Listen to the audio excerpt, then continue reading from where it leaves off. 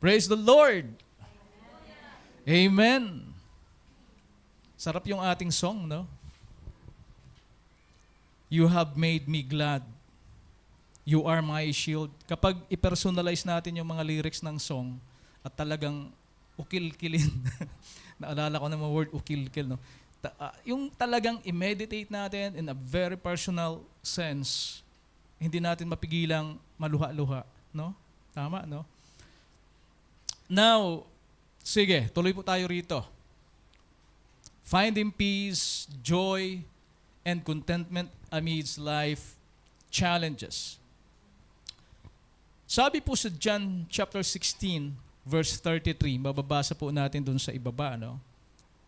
I have told you these things so that in me you may have peace. In this world, you will have trouble, but take heart. I have overcome the world. Ano pong ibig pong sabihin nito? Si Jesus po mismo nagsasabi po nito, no? Sabi niya, I have told you these things so that in me.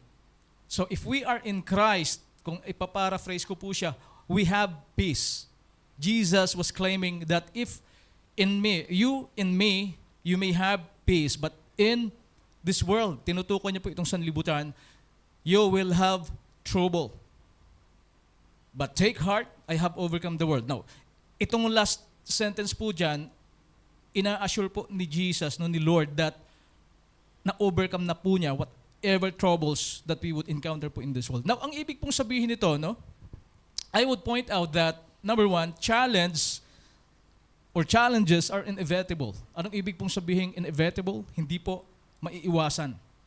Kaya nga nagtataka po tayo, na pag-aralan din namin ito sa Bible study ng Sector Uno last Tuesday, na kahit po tayo mga mananampalataya, nasasadlak pa rin, no? At we still face and encounter challenges in life. Wala pong excuse. May naalala kami, naikwento ko nga, no? Yung nasa Mansura pa tayo, PJ, there was a new invitee at tumanggap po siya sa Panginoon. After a month of attending the fellowship, nag-testimony, umiiyak. Parang nagre-reklamo, parang nanunumbat. Ang sabi po niya, bakit po ganon? The more po, nung ako po yung nag-born again, parang mas dumami po yung aking problema. May ganun bang naka-experience din po? Parang gusto niya tuloy. Pero now na-realize din niya, no? Kasi nung parang ganito lang yon, no? Na-emphasize din namin in our Bible study that if our life was in a worldly state, kumbaga, andun lang tayo sa makasalanang buhay, actually, hindi na tayo, kumbaga, maninibago kapag maka-experience pa ulit tayo ng mga temptations kasi normal sa atin yung ganong klaseng buhay na makasalanan. Tama? Kaya pag tayo nasa Panginoon na at naka-experience po tayo ng mga ganyan, parang naninibago tayo. Kumbaga, nasishock din po tayo. Magandang hudyat po ito na talagang nagbago ka na. Na-illustrate ko nga po yung election sa kampanya kasi si Satan, mayroon ding scheme yan eh. Sa election po, ang style po ng kampanyahan dyan, pag ako yung kandidato, campaign manager ng isang politiko, kapag si Sis Vanji ay kabisado, alam na naming sa amin ito, ang gagawin ko lang sa inyong pamilya, Sis Vanji, sustain lang. Padala ng 1 kilong bigas, 5 sardinas. Kung yung mga lolo at lola mo umiinom-inom, padadalhon ko yung mga gin doon, sigarilyo. Ganun ang mga politicians, no? Binibili niya yung mga tao.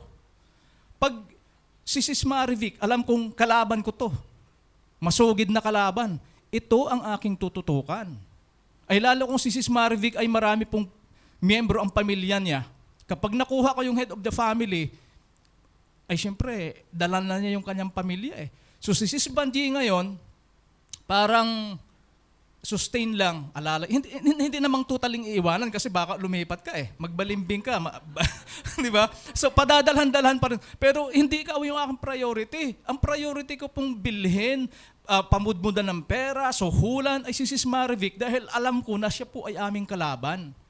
Ganon din ang scheme ng Diablo po, no? Kaya nga, pag tayo po ay nakaka-encounter ng mga pagsubok po na yan, ang ibig sabihin po nito, alam ng demonyo na tayo ay kay Kristo. Amen? Kaya nga dapat hindi na po tayo naninibago. So parang ganito din po, no? Pinapahiwatig po sa atin that in this world, no, even Christ, He acknowledged that in this world, even believers would face troubles. Amen? So ito po ay biblical. Hindi po ito na guni-guni lang po natin. Kaya nga po, wag na po tayong mabibigla if meron din tayong na-experience na mga problema, no? That makes us sometimes, no, hindi we are uneasy, hindi po tayo parang kumbaga naguguluhan din tayo in a lot of aspects. Financial halimbawa, ito yung number 1. No? Ang ganda ng tulog mo, pagising mo, pagbukas mo ng messenger, may humihingi ng pera. Merong yung mga kamag-anak na hindi naman nangungumusta, biglang nangumusta. No? Biglang, sa totoo lang Sis Lera, ganun, may alaga kaming aso, parang kinagat, nag-away sila, nung isa pang alaga, ay sabi ni Patrick, dadalhin natin sa vet ito. Ay magkano gasto? 7,000 daw. Tapos nung umuwi kami, yung mga, may sarili siya lang nakatutok na electric fan. 24 kasi hindi naman pwedeng aircon kasi sa labas eh. Siguro kung pwedeng aircon yun, baka aircon pa, no? Yung tao, nagtitiis doon sa mainit, tapos yung mga aso naka-aircon. Talagang tong mga aso na to, no? Kinaalala ko, Pastor, yung si Sis Mabel, eh. Di ba dati, ayaw na niyang bumalik nga daw dito sa Qatar kasi walang magbabantay sa mga aso. Nung una, gusto nating mag-alaga ng aso para may magbantay sa bahay. Nung huli na, hindi na. Ayaw na nating umalis sa bahay kasi baka walang magbabantay sa aso. Ay talaga nga naman. So, yan, tandaan po natin, no? Na, okay, the reality of challenges, yan po yung una. Na-mention ko na nga po kanina. Kumbaga, point number 1, the reality of challenges in the Christian life. Yes, there is. Huwag po nating i-deny na kesyo tayo po yung mga mananampalataya, exempted na tayo sa mga challenges in life. There are. It's biblical. Si Jesus mismo nagsasabi sa atin na meron. Now, Jesus acknowledged that challenges are a part of life. Being a Christian doesn't exempt us from hardships. General truth, totoo po yan.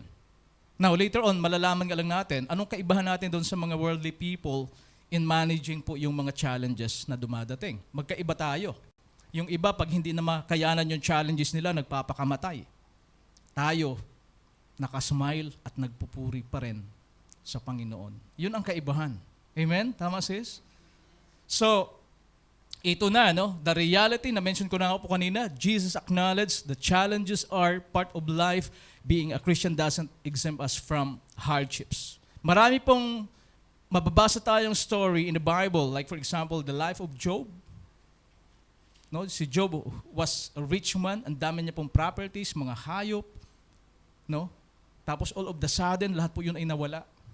Ang hirap noon, nagkasakit siya ng ketong. Pero hindi siya po bumitaw sa kanyang pananampalataya sa Diyos. At alam po natin yung end result, bumalik po, lahat ng nawala kay Job, bumalik, at doble-doble pa ang bumalik sa kanya. Ay tayo minsan, nagkaroon lang ng problema, wala na. Parang balik ka agad sa dating gawi. Parang ang dali mo namang bumitaw, kung ganon, no? Si Paul, halimbawa, di ba ganon din si Paul, no? Talagang ang daming persecutions na dinaanan niya, nagkakulong-kulong, pero hindi siya po tumigil sa pag-i-evangelize, no? Paghahayo. So, alam ko po, kahit po sa atin, may mga ganun din po tayong nararanasan. In a personal level, minsan, yung ating relationship, minsan sa family, minsan, no, yung mismong miyembro ng pamilya po natin ang nagiging persecutor natin. Di ba parang napakahirap na challenges? Nagkakwentuhan kami sa Bible study din, no? Nung nila sis Wilma, na parang sa miyembro mismo ng family, may mga someone na ganun. Parang ang hirap. Yung mismong kunwari, member ng pamilya mo na kumbaga hindi mo pa, parang ang hirap mong madala sa Panginoon. Di ba? This is a challenge eh. May mga gano'n, no? Kung talagang Now, yung iba siguro, no, it could be related sa career, mga jobs, mga dinidesire na promotion, parang nakaka-exhaust na masyado, parang gusto mo nang umuwi na lang. Yung something na parang nagkakaroon ka ng ganyang mindsetting. No? So, marami pong nangyayari sa atin, personal level man, sa family man, sa work and everything. Again, this proves na tama po si Lord when He said that in this world there is trouble. At hindi po tayo exempted sa bagay po na iyan. Amen? Number 2, ito na, no?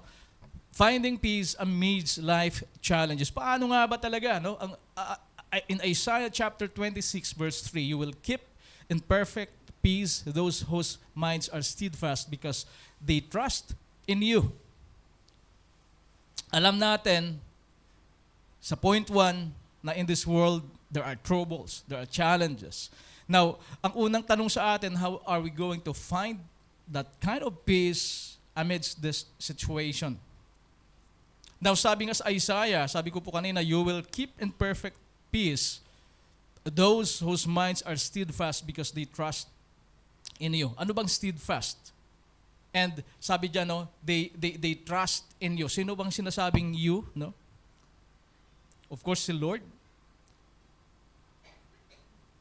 Steadfast, pag sinabing steadfast, hindi po tumitigil. No? Yung ating minds ay hindi tumitigil, no? Na nakatuon lamang po ito or nakatiwala lamang po ito sa Panginoon. Dapat ganun yung gawin. No? True peace comes from a steadfast mind focused on God, not on the circumstances. Yun na nga yun eh. Magkakaroon lang tayo ng tamang peace talaga kung sa kabilat lahat ng nangyayari pong ito, yung ating mind, yung ating isip, hindi ho na focus away from the Lord. Minsan tayo, kadalasan, na-focus tayo dun sa magnitude at gravity ng problema, ng circumstance na ating nai-encounter. Very practical. Amen? At of course, wala naman siguro magdi-deny sa atin. Kadalasan part pa rin po ito ng ating spiritual growth. Kahit hanggang ngayon, sabihin natin, medyo nagmamature na tayo spiritually. Pero pag may na-encounter pa rin mabibigat na problema, na-out of focus po tayo. Instead of focusing our minds on God, doon po tayo sa magnitude, sa gravity, and sa result ng problema na atin pong na-encounter sa ngayon. No? Paano ko po ito i-illustrate? Halimbawa, natanggal ka sa work. So, ang focus mo, imbes doon sa great news that God is the provider of everything, napupokus po tayo sa current situation na natanggal sa work. Halimbawa. At nagkakaroon po ito ng secondary thought, no? Dahil wala na akong work, paano na lang? Tama? Dahil natanggal sa work, paano na lang yung mga bills? Dahil natanggal sa work, paano na lang yung pag-aaral ng mga bata? Grade 2 pa lang. Buntis pa naman si Miss.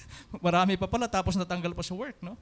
Paano na lang yung hinuhulugan kong sasakyan? Paano na lang yung ipapagawa ko pang bahay, foundation pa lang na ipatayo sa Romblon? Nagsasanga po siya. Kasi nga yung ating focus po, napupunta doon. Ito po yung sinasabi, ay talagang hindi po tayo magkakaroon ng peace of mind niyan.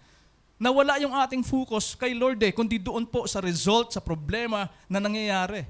Ay wala talaga, kahit sino pang world champion, kahit pa si Carlos Yolo. Ngayon siguro, focus siya sa 35 million na kondo. No? Sana nagtambling-tambling na lang ako ng bata pa ako. Yun pa. Ganun pala kalaki yung mga incentives, no? Pero walang lalaki dun sa incentives mo na nanggagaling sa Diyos kapag tayo nasa sa Kanya. Amen. So, finding peace. Yes, totoo po ito. Natatawa tayo. Ang hirap magkaroon ng katahimikan ng isip kung ang ating focus ay nandun po sa mga bagay na nagpapagulo sa ating isip. Naniniwala po ba kayo doon? Wag na nating pag-usapan muna yung spiritual. Ang taong may anxiety, hindi makatulog dahil sa problemang iniisip. Yung mga na-experience na traumatic, anong solution para matahimik siya? Di ba binibigyan ng pampatulog? Kasi pag nakatulog naman, ang isip niya, medyo siguro hindi muna gumagana yung isip niya. Nagkakaroon ng rest. Sa sobrang anxiety ng iba, kahit pinatulog na, binabangungot pa rin. No?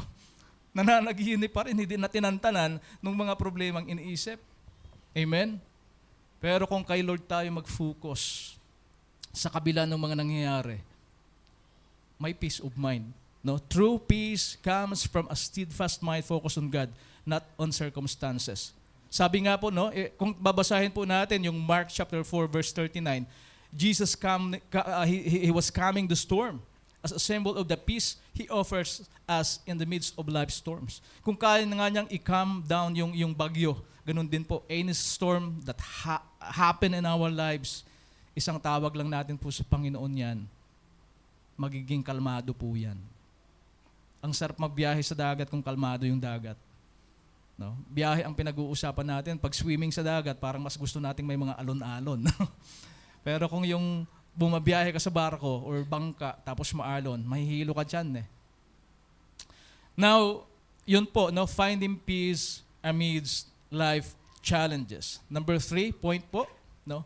Meron pa pala rito, no, ano ba yung mga practical steps to getting po yung magandang peace with the Lord, no?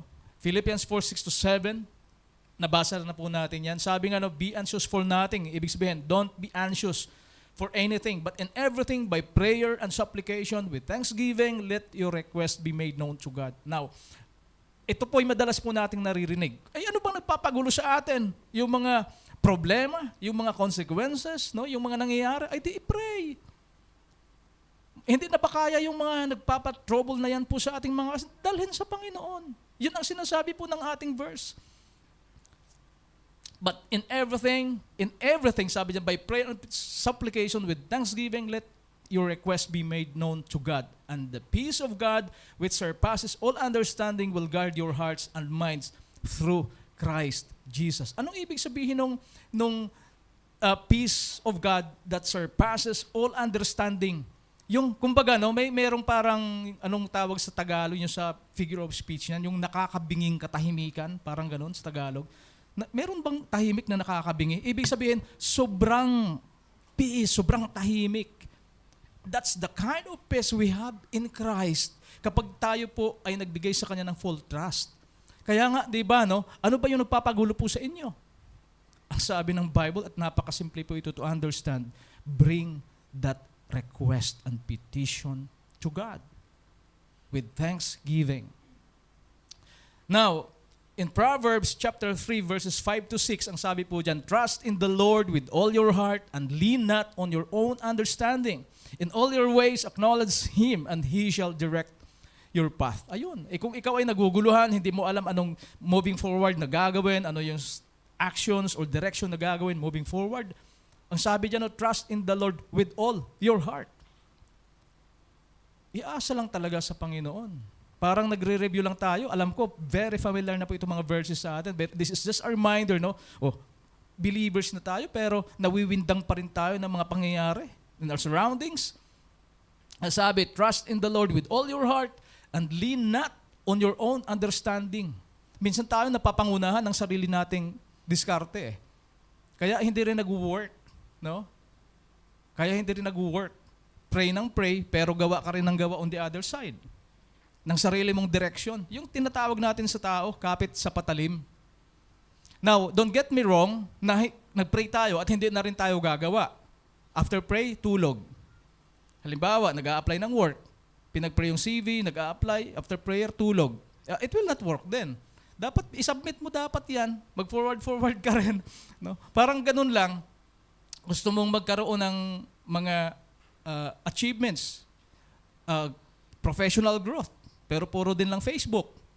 Of course, God will give us the wisdom, yung tamang direction, pero we have to act then doon sa tamang bagay na dapat gawin ayon sa Kanyang will. Amen? So, hindi rin uubra. Kaya ang sabi dyan, huwag tayo mag-lean on our own understanding. Ako personally, nagsawa na ako sa ganun eh. Sa dami ba namang mga nangyari na kung tutuusin, hindi ko na to kaya. Kahit pa sabihin pagganahin lahat ng connection mo, hindi na namin kaya ni Sheila to. Pero makikita po natin yung result. God has an intervention na hindi natin alam. Ang ano lang talaga doon is, at the moment na nag-i-encounter tayo po doon sa suffering, ano po yung ating behavior, ano po yung ating mindsets, Tayo pa rin ba ay may hope? Or tayo ay diskaril na? Wala na to, patay na. Buhay ka pa nga, inuunahan mo na, patay na to, wala na. Di ba yung gano'n? Mga desperate move, desperate proclamation minsan. Kami ni Mrs. minsan, lagi kaming nagre-remind sa isa't isa, dinideklara mo na naman. No? So, ayusin po natin yung ating ganong klaseng lifestyle, no? Christian lifestyle. Let's just trust the Lord fully. And wag po tayo mag-lean on our own understanding. At sabi dyan sa verse 6, no, in all your ways, acknowledge Him, and He shall direct your path. Yun po yun. Kasi minsan magtatanong, okay, PR, sa aming Bible study din before, paano ko ba talaga malalaman na itong ginugusto kong plano ay will ni Lord yan? Yun ang in-explain ko sa aming BS din. Wala na tayo po doon sa stage na maglalagay tayo ng tuyo na towel. Parang si Gideon ba yun? No, yung una, no? Na pag yan ay nabasa ng hamog, ibig sabihin, Lord, will mo yan. We cannot test God in that way. Now, sabi dyan, no? In all your ways, acknowledge Him. Di ba una, ang nagbibigay naman ng desire sa atin is si Lord eh. Ibig sabihin, if your life is in Christ, lahat namang dinidesire mo kung tutuusin ay may basbas ni Lord yan.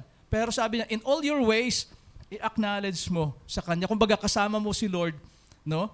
Na doon sa plano at doon sa ginagawa natin.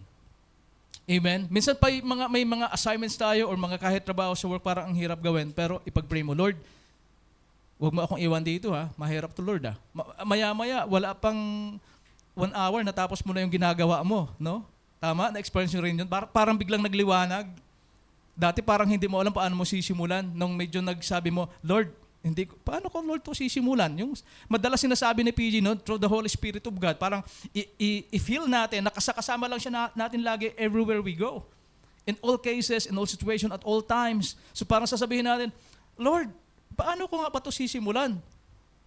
Tawag ka mo ng T-boy, binigyan kang kape. Pag inom mo ng kape ba, okay na, bukas na, dire-diretso na. Natapos mo ka agad. May remaining ka pang mga 15 minutes, nakapag-Facebook ka pa, no? hindi pa rin nawala yung Facebook, ano. Kidding aside, yes, totoo po 'yan, no? Sabi nga diyan, in all your ways acknowledge Him and He shall direct your path. Mahirap po bang intindihin 'yon? Napakadali, no? Point 3 in Psalm 119 verse 165, sabi po diyan, great peace have those who love your law, and nothing causes them to stumble.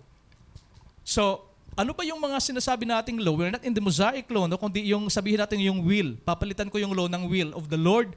Ang sinasabi po dyan, sino ba ang tao, kung ipaparaphrase ko, no, na walang katahimikan kung siya po ay sumusunod doon sa law? And nothing causes them to stumble. At if you are within the embrace of the will of God, sabi po dyan, walang something that will cause you to stumble. Amen? So, sino nga ba ang pwedeng magbigay po sa atin ng sort of inflection that will cause us to stumble down? Ay hindi po yan. Wala po yan sa ating dictionary. If we are putting all our trust in the Lord at lahat po ng ating ginagawa, we acknowledge Him. No? Yan po sabi po sa Psalm 119 verses 165. It is an assurance na staying within the laws of the Lord, ang result po niya, nothing will cause us to stumble. Amen? So, yun lang yung mga at least tatlo na po pwede nating sabihin, yung mga pinagdadaanan na yan, hindi tayo makatulog. Ito lang yung simple things. Trust in the Lord with all your heart, no? Don't lean on your understanding, no? At sinasabi pa nga dyan, kumbaga, yung peace of mind that surpasses all understanding will guard our hearts and minds through Christ Jesus. Number 3, bilis tayo, no? Number 3, experiencing joy in difficult times. Ito yung parang, meron bang ganon? May nakita ba kayong tao na masaya pa rin kahit sobrang problemado na? Or medyo tinitingnan niyo muna paano siya tumatawa? Parang sa una, parang hindi ka naniniwalang totoong masaya to. Yung puno-puno ng mga problema sa buhay, pero masaya pa rin. Natatawa sila kasi baka ibang tao. In James chapter 1 verses 2 to 3, consider it pure joy, my brothers and sisters, whenever you face trials of many kinds, because you know that the testing of your faith produces perseverance. Consider it pure joy. Ang simple naman yung verse na sinasabi dyan sa James. Consider. Kaya nga, imbis na i-take natin into negative yung mga trials na na-experience po natin, i-cultivate po natin ito into something na glorifying at joy pa rin. Now, tingnan nga natin, paano nga ba mangyayari yan? No? Joy isn't based on external circumstances but on an internal assurance of God's presence and purpose. Amen? Tama? Saan ba otherwise kasi kung hindi mo yan kayang magawa, na despite the troubles in lives, you cannot smile, no? You cannot praise, you cannot pray. May taong ganun nadadala. Emotionally nadadala. May problema, hindi mo na makita sa simbahan. Yung iba naman baliktad. Kapag laging nasa prayer meeting, punong-puno daw ng problema yan. Kasi magpre-pray lang, gusto mag-pray eh. Nung na-answer na yung prayer, hindi mo na naman makita. Yung iba, baliktad, no? Kapag masaya, andon, siyempre laging mas thanksgiving, very good, laging pumupunta si church. Pero pag nagka-problema, hindi mo na naman makikita. Well, yung common attitude po ng tao, kapag ang tao ay medyo may something wrong na ginagawa, yun yung tipong taong most likely ay hindi muna magpapakita kasi parang sila nagigilty. Ito yung tinatawag ng mga backslider na ika nga. No? Actually, alam naman nila yung dapat nilang gawin at yung ginagawa nila na medyo inclined to world ay alam naman nilang mali. Kaya lang, ayaw nyo muna nilang ayusin eh. I'm saying this because ginawa ko rin yan noon. Alam ko naman yung ginagawa ko'y mali eh. Pero sige lang muna, enjoy lang muna rito. Hindi pa naman siguro magra-rapture. Di ba? yung ganong klaseng mindset. Pero sabi nga, we do not know the time eh. We're in the end times now. Kaya wag nang pakuya-kuyakoy. Tama? Tama sis, no? Na end times na tayo. Hindi natin alam. Nagbakasyon halimbawa, biglang medyo huminto yung makina ng eroplano. Ay, buti sana kung jeep yan na pwedeng itulak. Diba? Yung tipong namatay yung makina ng eroplano, nag-announce yung pilot, no? Please don't panic. Ladies and gentlemen, the engine stop. We are trying to restart it. Wala eh. We do not know. Kaya nga hindi dapat tayo pasimple-simple sa ngayon. Huwag nyo na akong gayahin in my old times before na nag-backslide muna, enjoy muna yung worldly. Dahil ang iniisip ko, yung rapture. Grade 4 pa lang ako, revival na yan, September daw dadating eh. Kaya kahit grade 4 pa lang ako noon, every night may Bible study, may prayer meeting kami. Ako taga-gitara pero ukulele yung gamit ko. Imagine grade 4. Pero parang nagsawa ako, wala, mukhang hindi yan totoo ah. Nagpasimple-simple muna. Pero God is full of grace and love. No? Kapag meron siyang plano sa buhay natin, hindi ito mawawala ng saysay, tatapusin po ito ng Panginoon. Kaya nga yung mga time po ako'y, kumbaga, biruin, no? Sa church, nag-church deacon, member po ako ng council, muntik na po, almost mag-enroll po ako sa Bible school. No, member ng church council. Sa Pilipinas, yung mga church, may mga council yan eh. Ang council, sila yung parang policy making body. Ganun yung hierarchy at bureaucracy ng ibang church setup sa atin. Kaya pag ayaw ng council yung pastor, pwede na lang i-codita yun. Gumawa ng resolution yung council para patalasikin or palitan yung pastor. May ganong setup sa atin. So, nagsa-Sunday school teacher, then biglang backslide. Diba? Biglang backslide. Kaya yung mga elder doon sa dati kong ina-attendan sa amin, nag-iyakan. And there was one person, alam ko, na-share ko na ito. Nung ako'y unang nagbakasyon and they knew what happened in my life here, no? Nagkaroon ng, kumbaga, renewal. Nung ako'y nakita, in-invite ako to preach doon sa church, niyakap ako nitong babae na to, sabi sa akin, tuto ang tawag nila sa akin eh. Ang tuto sa mga Ilonggo, or I don't know sa Bisaya, it's a name na parang Inderlikol. Dong kung sa Bisaya, no? Sa Ilonggo, tama sis Lira? Marami rin, no?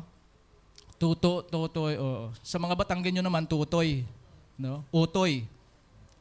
So, sabi niya sa akin, no, hinayakap niya ako to, we have prayed for you for 10 years. Hindi ka namin tinigilan. Ako mismo naiyak eh. Biro yung sinasabi natin, if somebody is praying for us, at maybe we do not know, but somebody is praying for us, na-fulfill. Hindi to, dadating yung time, kung baga, na-derail tayo, babalik tayo doon sa track, kung saan talaga yun yung track destined for us, na design ni Lord. Imagine, no? Kunwari ay, alam na alam nila, kunwari si Brad Jaira, alam na alam nilang basag ulero ito. Babaero, manginginom, adik, may pinatay, may dalawa ang nasaksak niya. Huwag naman siguro ganun, wanted na yun kung ganun. Pero biglang binago ni Lord. Na-invite doon si church na nag-preach. At ang sabi sa kanya, Brad Jaira, praise the Lord. Hindi ka namin tinigalan. We prayed for you for 25 years. Ikaw, kaya Brad Jaira, baka maiyakan na rin, no? Siguro, halo yung sipon at luha mo. Ganun po yung grace ng Panginoon, no? So, experiencing joy in difficult times. Sabi nga dyan, no, joy isn't based on external circumstances. Yes, the external factors, the external circumstance could be very challenging, it could be very hard, could be very tough, could be very difficult, pero that's not the barometer ng ating joy and peace. It's the promise, it's the hope that we have because we know that Christ is working behind. Amen? Sinong mag-aakala na sa mga nangyari sa amin halimbawa, no? Sinong mag-aakala na babalik pa pala rito? And everything din has changed when we came back. Kumbaga, no? Andun yung balik. Kung may nawala kay Job before, it's the same pattern. At alam ko po, lahat naman applicable sa ating lahat po yan. Ang maaring kaibahan lang, how do we manage, how do we accept, at how do we appreciate yung mga bagay na nangyayari sa atin kahit ito po ay masakit. Amen? So, yan po yung sinasabi po natin, experience joy in difficult times. Well, sila Apostle Paul, nakukulong. Ang hirap nun, ha? Makukulong ka. Binabatuta ka dun sa loob. Pero they can still praise. They can still worship the Lord. Amen? Number 4, meron pa pala dyan, no? There are practical ways to cultivate joy. Number 1 is yung sa Philippians 4:4. This is a very popular verse as well. Sabi po dyan, rejoice in the Lord always. Again, I will rejoice. Pag sinabi pong always, do we have some optional time? Meron pang mga selective or objective time na dapat tingnan? Wala. Always. Ibig sabihin, all the time. Dapat nagre-rejoice po tayo in the Lord. All the time. Hindi lang every Friday. Or hindi lang we will rejoice in the Lord in times of good things. In times of scarcity, in times of difficulty, wala na, iyak na. Hindi ganon. Ang sabi po dyan, rejoice in the Lord always. Again, I will say rejoice. Sabi nga kanina, nadaanan natin, parang ang hirap naman. Ay, oo nga talaga. Kung wala ka sa Panginoon, ang hirap naman talagang nag-rejoice ka sa mga difficult times. Literally, parang ganun lang yan kung yun ang aking understanding, no? Magre-rejoice ako kahit difficult time. Namatay yung tatay ko. Tapos magkikwento ako kay Sis Banji. Sis Banji, namatay yung tatay ko. Namatay na nga, natatawa pa. Yun ba yung pag-intindi? Hindi. That's not the context, no? Ang ibig sabihin, kasi if we are rejoicing, hindi naman sigurong pinipiki natin yung sarili natin, no? Yung nagulat ka, hindi rin, pwede bang pikiin? Kanina, nagulat ako ni sis wife eh. Biglang may crossover, no? Nag-swerve doon. Hindi naman sa aming sasakyan, doon sa mga nauna. Kaya lang siguro nakatutok siya doon. Sabi, oy, ano yun? Sabi, yung pero, yung gulat, hindi mapipike. Kaya nga minsan, paano mo daw matetest yung isang Kristiyano kung talagang nagbago na? Bigla mong gulatin kung ano-anong mga Latin ang masasabi. Lalabas pa rin, no? Ewan lang kung totoo. Pwedeng masubukan nga sa sometime. Yung wala siyang kamalay-malay, nasa likuran ka pala niya, bigla mong, yung hindi lang yung, gaganon na, sundutin mo yung tagiliran kasi nakakagulat sa tagiliran, ano? At tingnan natin kung may mga lalabas na Latin. Pag nagulat. Amen. It's the same sa rejoicing eh. Pwede bang pikiin? Yung ikaw ay yung rejoice, no? Anong tawag doon?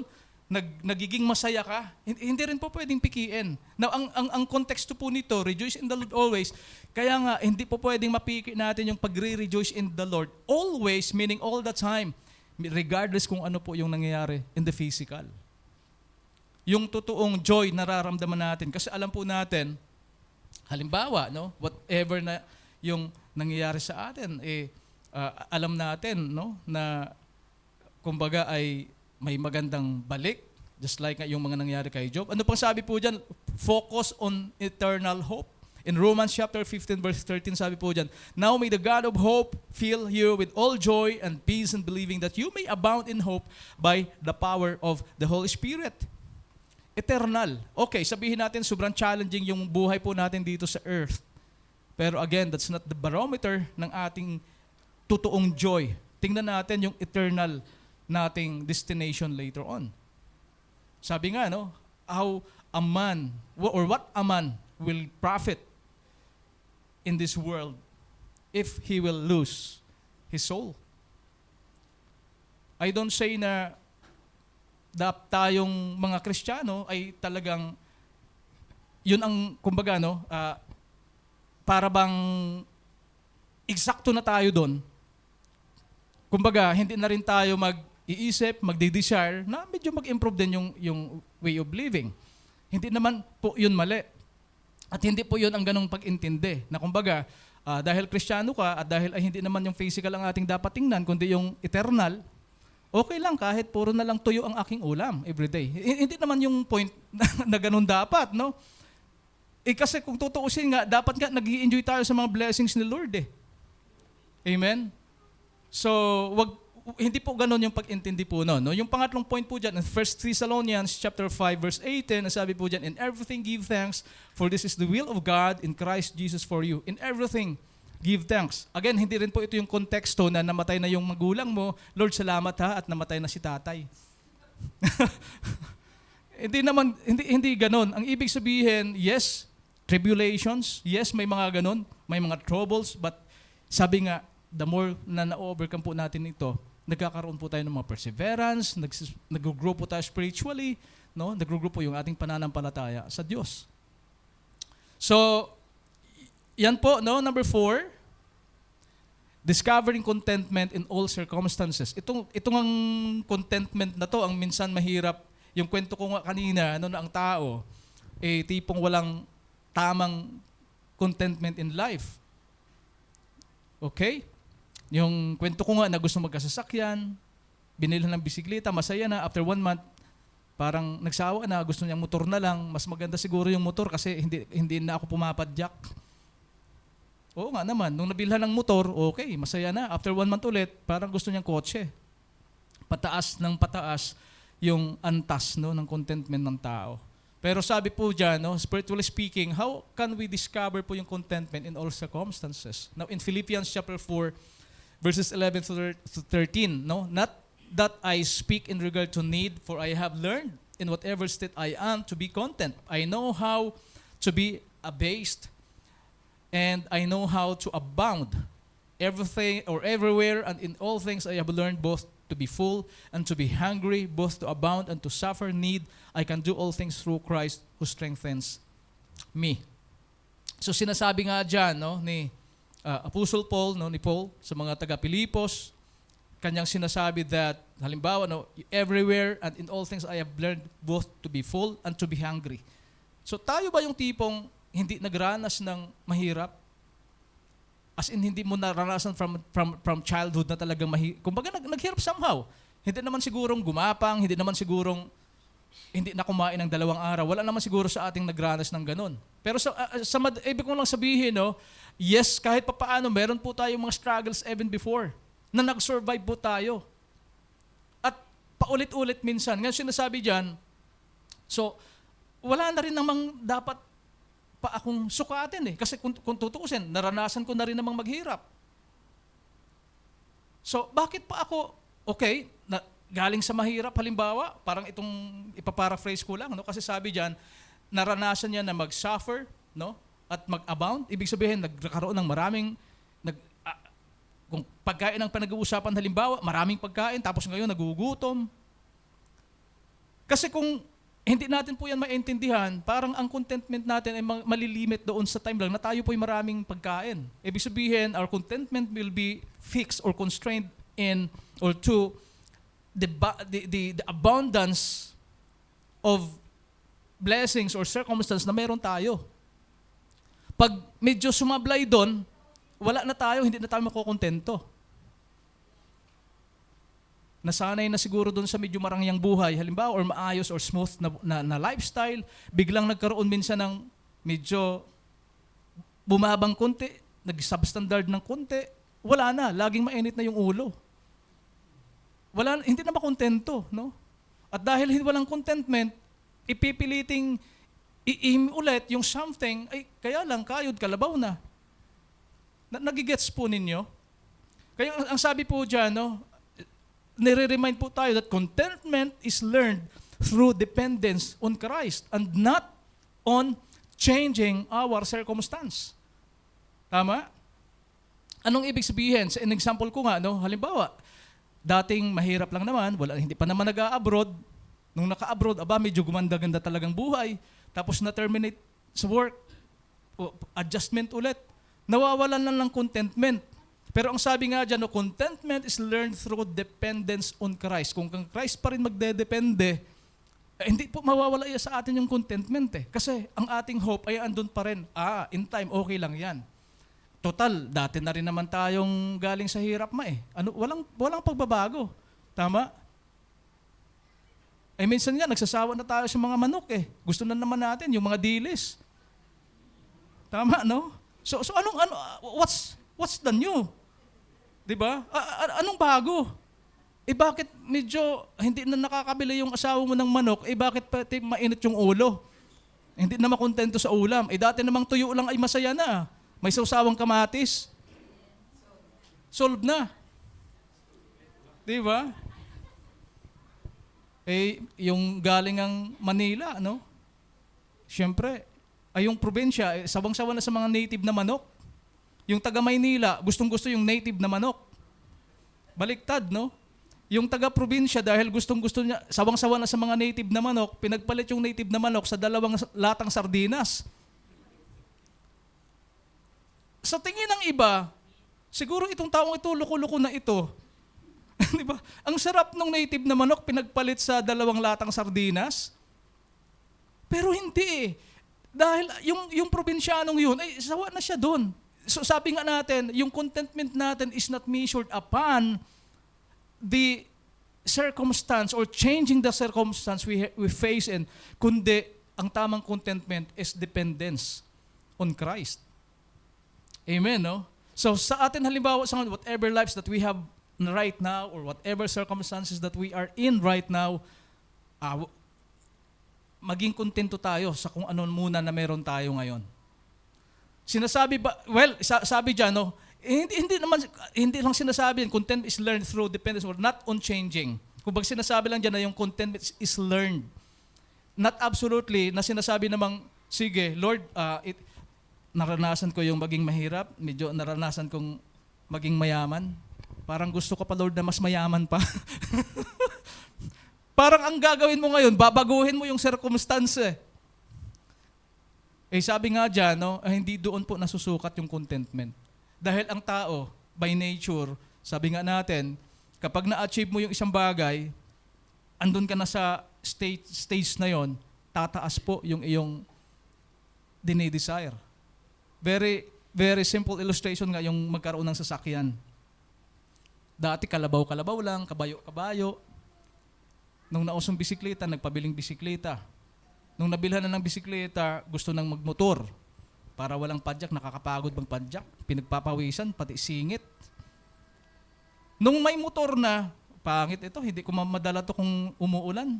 Nadudulas, nagsumisimplang pa. Pinagawang tricycle para pwede daw ipasada. Nagsawa, ang bigat-bigat pala tong tricycle. Bili na lang tayo ng jeep. Kahit yung owner type jeep lang, yung sa mga Cavite, popular yung owner pastor Nung nabilhan ng apangit itong jeep pala, pag mainit, maganda yung kotse talaga, porma, may AC. Ayaw nabilhan na ng kotse, ang baba pala to tay. Pwede bang yung mga SUV ang ating bilhin? Yung may SUV na, tay, gusto kong may isa pa. Yung medyo branded naman, siguro yung mga Mercedes-Benz, no? Yung nabilhan na ulit, tay, parang yung mga barkada ko may mga yate. Bili tayo. Pag ganyan yung anak mo,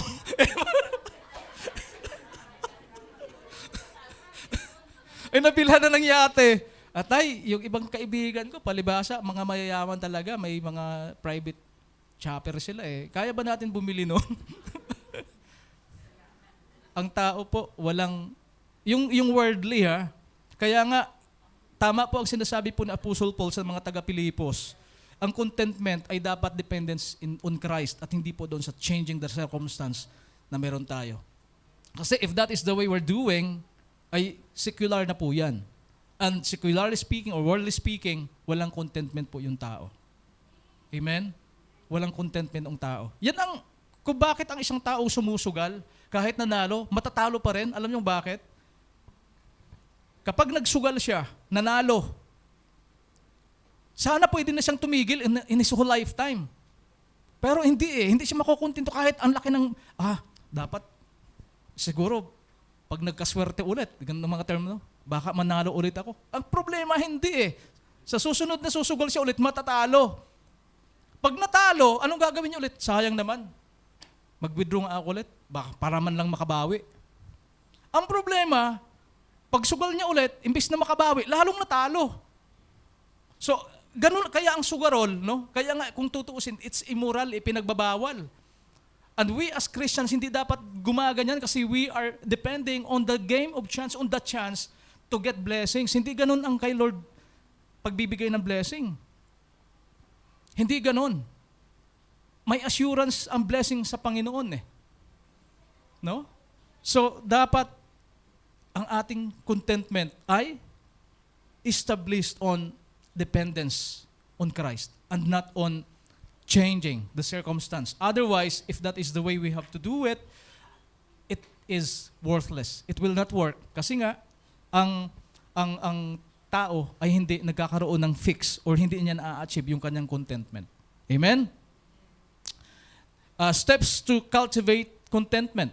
Meron din siyang steps. Number 1 is on Matthew chapter 6:31 to 33. Sabi po dyan, no, trust in God's provision. In Matthew 6:31 to 33, therefore do not worry, saying, what shall we eat? Or what shall we drink? Or what shall we wear? For after all these things, the Gentiles seek. For your heavenly Father knows that you need all these things. But seek ye first the kingdom of God and His righteousness, and all these things shall be added to you. So, maliwanag. No? Maliwanag. Hindi dapat tayo nag-worry, ano bang kakainin, anong isusuot, anong iinumin.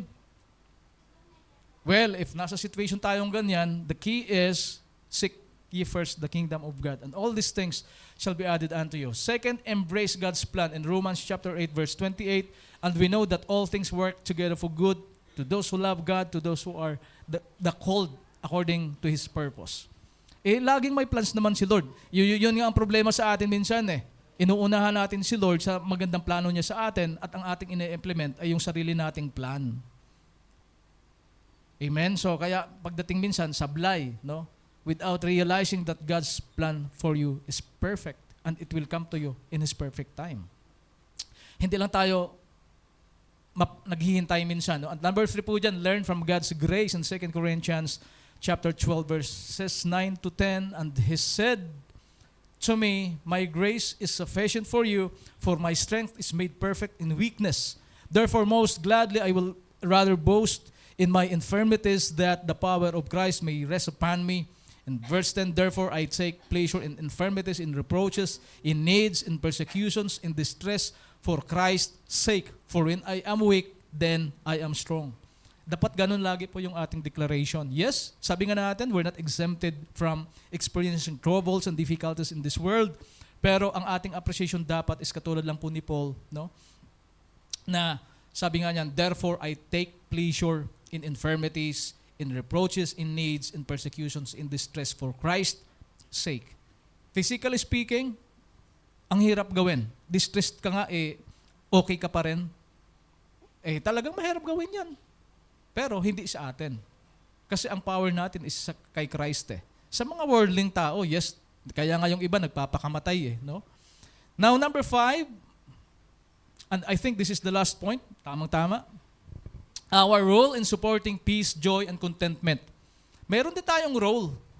Sabi nga natin kanina, hindi po natin maikakaila na kahit tayo po yung mga mananampalataya, amen, nag-i-experience pa rin po tayo ng mga troubles din and difficulties. Pero as believers in this church or in this community of believers, ano po yung role po natin? In Galatians chapter 6, verse 2, sabi po dyan, carry each other's burdens and in this way you will fulfill the law of Christ. Kaya nga tayo po dapat ay nagtutulungan. And this is what actually we're doing, no? Kapag may mga kapatid po tayong may mga certain dadaanan, bukas palad po tayong lahat na tumulong or makibahagi doon sa pangangailangan ng iba po nating kapatid. This should be our mode here in this church. The Christian community plays a vital role in encouraging one another and sharing burdens. Pag ako ba ay may problema, kaya nyo ba akong damayan, mga kapatid? Parang walang nag-i-amen na. Makalipat na nga ng ibang simbahan. Yes, wag po tayo mahiya. Ganon, it's reciprocal. It's reciprocal. Kung kayo po ay may pangangailangan, wag po mahihiya na lumapit din sa mga kapatid. I'm not referring na exactly money po yung pangangailangan dahil wala din naman kaming pera, no? Pwedeng ipag-pray, makausap. Maganda, di ba yung may problema ka tapos nakakausap ka, nabibigyan ka ng mga encouragement and hopes. Pero sinasabi nga dyan, may verse nga din naman, no, na kailangan ng kapatid mo yung pangbayad sa bills. Ay, ikaw naman meron sa pera, meron ka namang sa tingin mong pera pa sa bulsa mo na po pwede namang ibigay. At alam niyo pa naman, ang Holy Spirit kumikilos, nire-remind ka rin talaga. Sis Vance, may 20 ka dyan sa bulsa mo. Pero minsan matigas din yung ating ulo. Halika sis, ipag-pray ka natin. Sasabihin pa niya, Lord, gumamit ka po ng tao para, ikaw na nga yung taong, ikaw na nga yung tao na tinutukoy mo sa sarili mong prayer. Kaya lang, pinapatigas yung puso medyo kuripot kasi. So, sinasabi po dyan, and this is biblical, no? Carry each other's burdens. And in this way, you fulfill the law of Christ. Hindi lang naman dahil kasi may pera ka, no? Dahil binibigay mo ito. Actually, the end result is you are fulfilling the will of the Lord. So, ganun walang kahiya-hiyaan. Basta pag may something na parang problema, mangumusta ka agad. Pero dapat kasi everyday nangungumusta. Nakakatakot kasi talagang all of the sudden. Kidding aside, ito po yung dapat nakikita dito po sa ating iglesia. Amen? Again, gusto ko lang klaruhin baka kasi ibalik nyo sa akin yung aking mga sinasabi. Klaruhin po natin, it's not all about money. It could be, number 1, spiritual. Nanghihina ka sa pananampalataya, you need prayer still, someone to pray for you. I-share mo sa iba. No? Emotional.